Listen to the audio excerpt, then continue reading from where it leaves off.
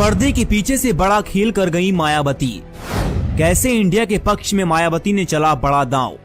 क्या मायावती की मदद से इंडिया गठबंधन को घोसी में मिली जीत। क्या यूपी में मायावती ने बीजेपी के साथ बहुत बड़ा खेला कर दिया। क्या पर्दे के पीछे इंडिया गठबंधन को कर रही थी मायावती समर्थन। यूपी की राजनीति का पारा गर्म हो गया।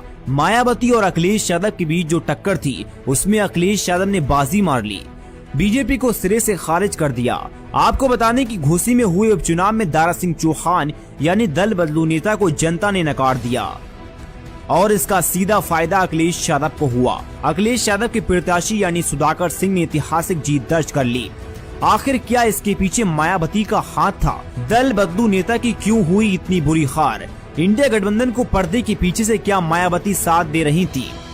मायावती के बयानों से साफ संकेत मिल रहे हैं। क्या मायावती इंडिया गठबंधन में आने की कोशिश में है। कुछ दिनों से मायावती बिल्कुल शांत नजर आ रही हैं। घोसी में भी कोई अपना प्रत्याशी नहीं उतारा, जहां दलित वोटों की संख्या बहुत ज्यादा थी।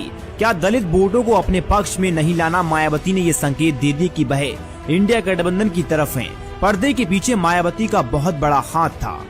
बसपा का इंडिया को साइलेंट समर्थन। घोसी उपचुनाव के लिए 17 अगस्त तक नामांकन हुआ। इस नामांकन में बसपा ने किसी को भी सिंबल नहीं दिया और न ही प्रत्याशी घोषित किया।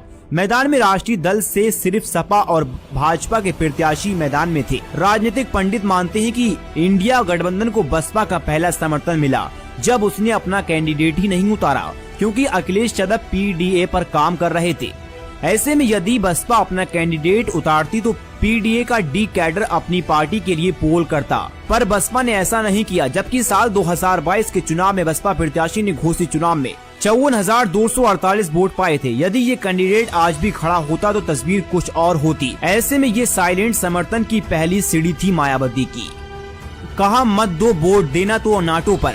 पॉलिटिकल एक्सपर्ट अभिषेक त्रिपाठी ने बताया कि कैंडिडेट न उतारने के बाद भी उनके कैडर के मतदाताओं में ये उथल पुथल थी कि वोट किसे देना, क्योंकि सुप्रीमो ने तय नहीं किया था कि मतदान के पहले उन्होंने प्रेस कॉन्फ्रेंस की और उन्होंने कहा मतदान मत कीजिए, यदि कीजिए तो नाटो का बटन दबाइए।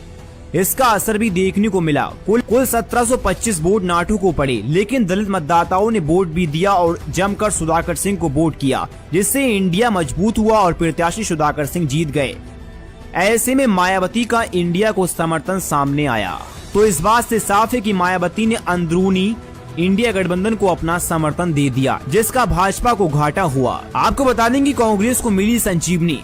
घोसी में साल 2022 में हुए विधानसभा आम चुनाव में कांग्रेस की उम्मीदवार प्रियंका को कुल 2000 मत मिले। इतने वोट पाने के बावजूद कांग्रेस चौथे पायदान पर थी। 2022 इलेक्शन में घोसी विधानसभा में कुल 2,56,855 मत पोल हुआ था। कांग्रेस को कुल मतदान 0.78% मत मिला, जो कि न के बराबर था। ऐसे में 2024 लोकसभा चुनाव के पहले बने इंडिया गठबंधन ने घोसी में हुए उपचुनाव में समाजवादी पार्टी का समर्थन किया और कांग्रेस के प्रदेश अध्यक्ष ने कांग्रेस कार्यकर्ताओं से अपील की वो सपा उम्मीदवार का समर्थन करें और उन्हें चुनाव जिताएं। सपा के उम्मीदवार सुधाकर सिंह ने चुनाव जीता और उन्हें कुल 1,24,000 से अधिक वोट मिले और उनके सिर पर जीत का चेहरा बंधा, जिससे कहीं न कहीं कांग्रेस को भी प्रदेश में संजीवनी मिल गई।